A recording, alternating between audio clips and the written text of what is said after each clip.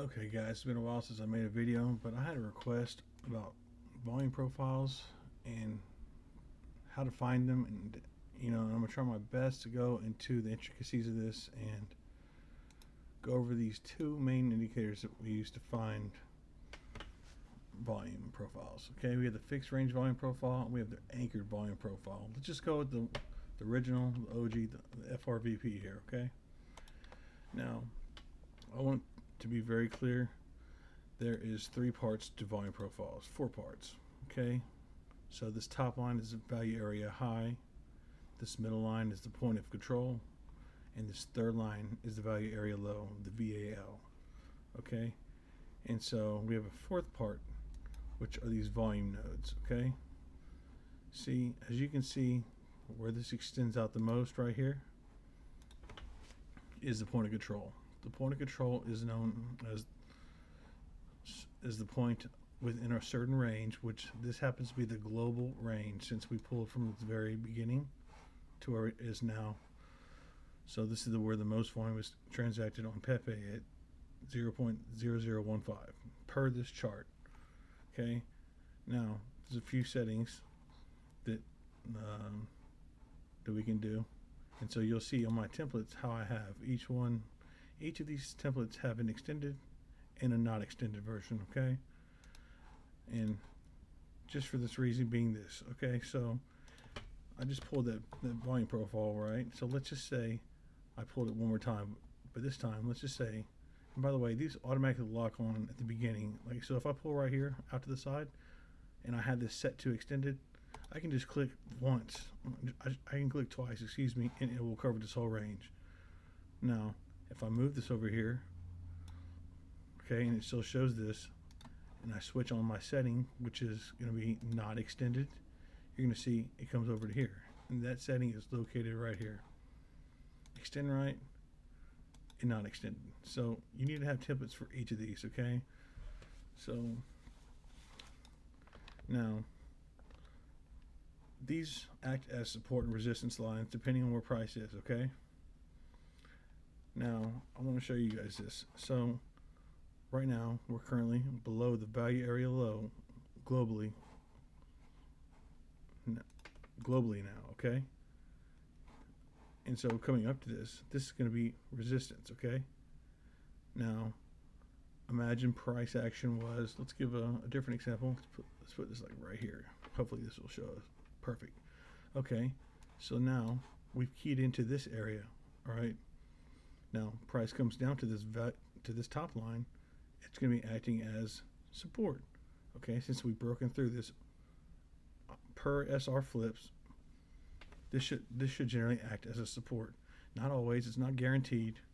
Okay, but hopefully I can cover how this like works and how I use this. Now, rule number one: global rules all. Okay, the global is just this. Global just means the entire history of an asset. Okay, so right now the value area low. This is the value area low globally. Okay, now I don't know if you guys can see this. It may be hard to see, but let me just. You can see where this is, where this bottom is, where this bottom is, also like where this bottom is. So technically, this could be viewed as its own little range, even though this is up high. Okay, and see price coming up to this can be its own area of volume. Okay, so essentially we can come to right here. Okay, and this could be looked upon as where the area of resistance will be. Okay, if you want to just imagine imaginary line from from where this is across, we'll have some resistance in there. Okay, and so this is like on a macro. Okay, if we want to like look even more locally, so take a look at this range of volume here. So you can see the price came up to here, so we can assess this range and see what happened.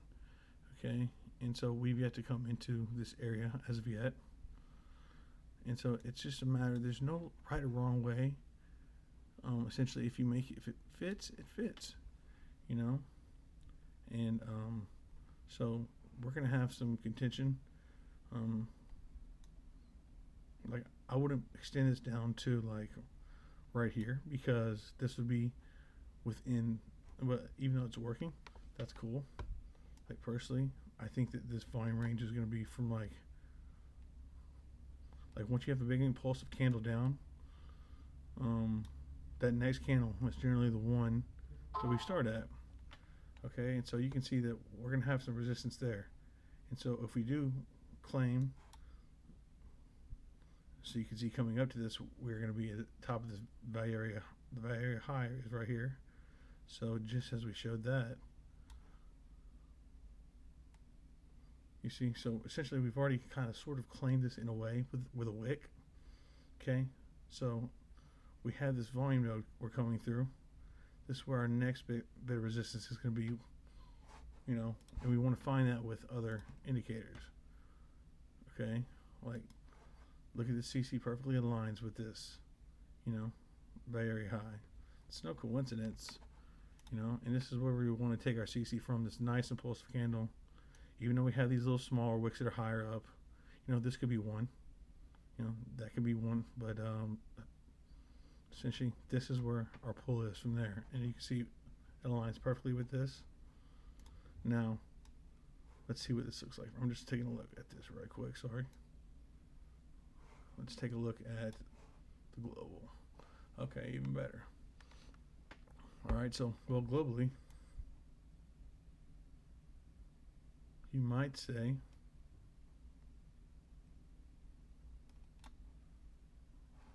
you could say something. We're on the day. Let's take a look. Okay, you see how we are on this right here?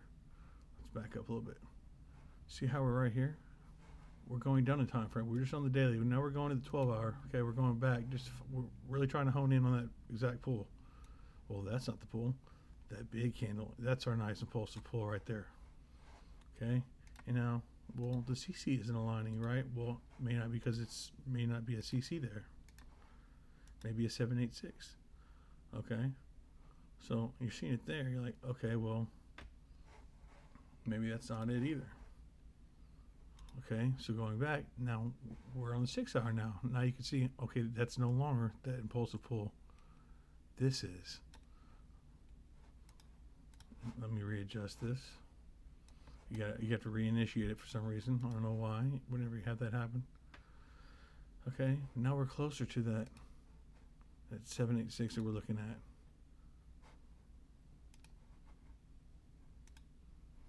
Okay, and so that would be value area low, also 786. And why the 786 is so important in these altcoins is because they love retracement from the 786. They do.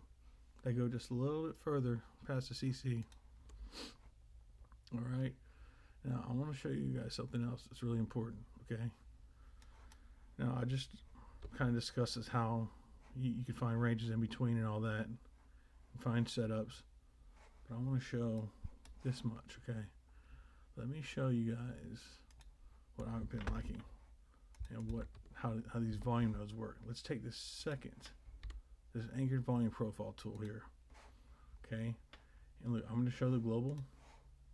Okay, let me back this off a little bit because this is a little bit exaggerated. Okay, now coming up to this level right here, you can see where we are. See these volume nodes? Let's imagine this was like, imagine these volume nodes are like rock climbing in a way, okay? So going up to, like when you're climbing opposite this way, granted there's nothing really here, okay? But you see this plateau? Imagine a rock climber having to go from here to here. Now this is going to be a stopping point where a ton of volume has been transacted, a lot more than everywhere else except for the point of control. Okay, the only other place in this entire history that more volume has been transacted right here is the point of control all the way up here. So this will be coming up into, we'll have some contention here all the way through here. Now, but once we do, if bulls can push us over this hump here, imagine just a rock climber climbing it makes it over the top of this. Now it has a nice, just a walking plateau. Well, from there, it just, I mean, I guess you have this next area of volume, but essentially, let's take a look. If we come over this point of control, look how easy this walk is up here. Yeah, you have certain areas of volume, but it just gets easier and easier and easier and easier. Okay, and so, um, and vice versa. Let me take another example if I can find it. I guess let's look at blur right quick. Let's just take a look locally. See, we can pull this range locally. Okay. Okay, so here's a good thing. So I want to show it better. Let's see. Maybe this will be easier. I'm trying to find examples in real time. Okay, so inversely, if we're coming down, you're going to see that once we lose this node, there's not a whole lot stopping us from here to about right there. A nice 2% move. Okay, once we get here, we can expect some contention. And that volume node can be used in confluence with, what we're looking at. Okay, not the correct pull there. Look at this impulsive candle right here. This seems like it would be one of the 3 hour. Let's move to, I really like to start my pulls from a higher time frame. Okay, essentially, this is a nice little, right there, looks good. And what you have it is right where the CC is, right here. Okay, pulling from this low to this high. Look, this aligns with our CC right there. Right at this little ledge. Now, should we lose this? Guess what? I'm not saying there won't be contention, but look at this volume node through here, and look where this 786 just happens to be at this next level of volume. Okay, so we lose this CC, then guess what? We get this low volume node through here, all the way to right here, about 2% down from there. Okay, and so on and so on. And so let me see if I can give some good examples. Where's this at? Let's pull this volume profile. Oh, beautiful, beautiful, beautiful. Check this out. Okay, so we're pulled from, now this is just from here to there. This is what this is showing, okay? Let me move this on the right side. Okay, so if we were to clear, locally, if we're to clear this area right here, and as you can see, it's had some little bit of contention. Look at this big volume node right here, okay? It won't have much contention until there, okay? It won't. Okay, and still not fully showing. Look at this impulsive right there. That tells me that it's it. Look at that, right at the 618. Right at the 618 right there. Boom, right in line with our big volume node right there. Okay, and like I didn't play any of this, I just can see that. See that large impulsive count? That's where we're pulling from, And should it get through that, guess what? So should price come from where it is right now locally? If price decides to go up, let's see, and clear 4%, okay, and let's say like 5% really, and it decides to get through here, this is easy. It's easy until it gets to this area here. You see, I'm not saying something drastically won't happen with Bitcoin, but more often than likely, we'll see a move 15% up really to this spot where, oddly enough, the 618 is perfectly in line with that, but you also have to take into account why that's there. It's because of this bit of volume right here. You're going to see this point of control right here of this small range is right in line with this as well. So that's how you have to look at it, okay? And so should we come into this area and it cannot clear this and decides to fall, well, guess what? It's going to fall equally back through this low volume node just like it did. Okay, unless a ton of volume is accrued through here and a lot of consolidation occurs, and then we have new volume nodes, but I hope that makes some sense. Yeah. So there's that. We'll see if that helps out some of the members.